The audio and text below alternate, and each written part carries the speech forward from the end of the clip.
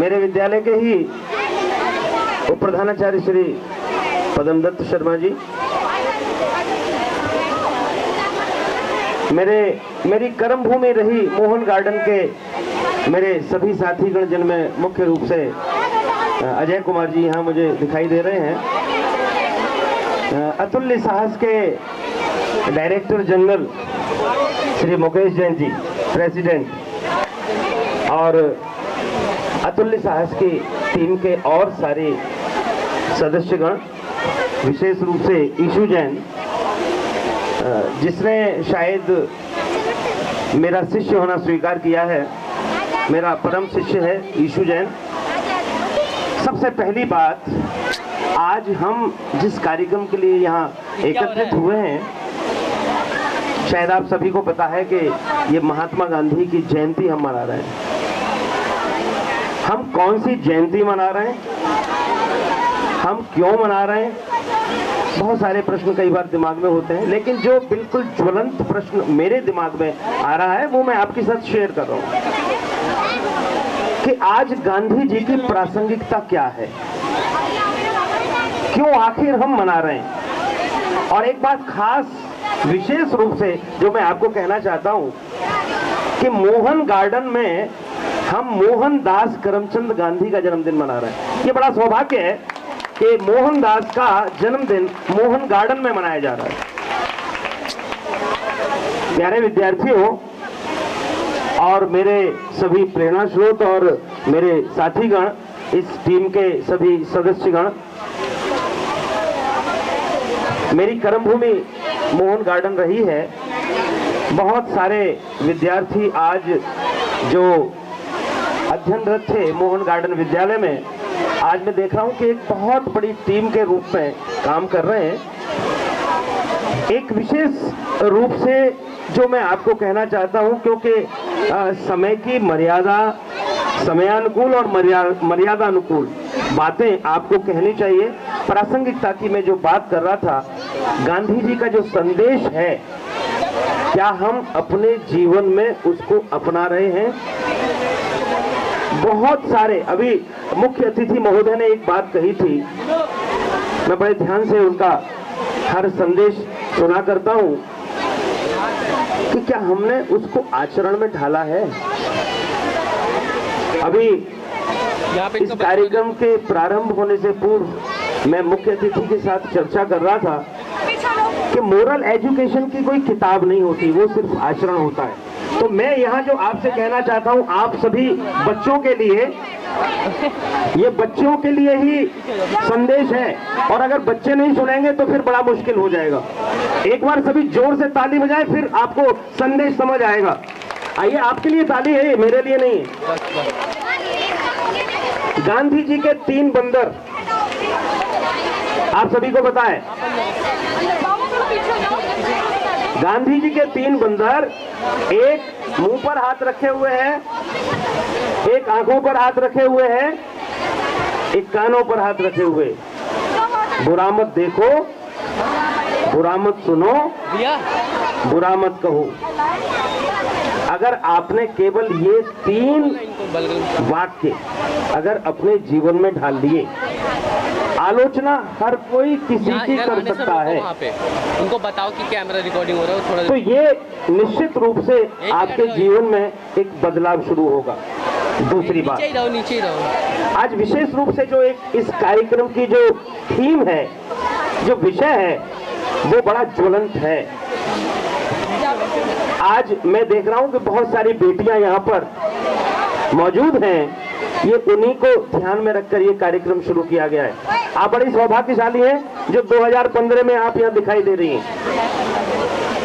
आप अपना अतीत देखिए।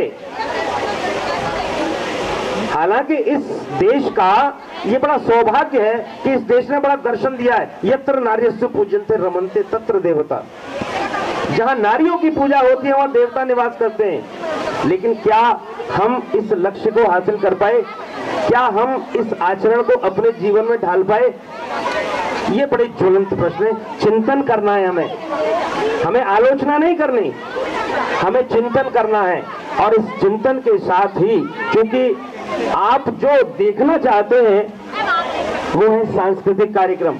अभी बीच में उठकर मैं आपके क्षेत्र के विधायक और पड़ोस के जो क्षेत्र के जो विधायक हैं यादव जी और बाल्यान जी, उनके पास में गया था।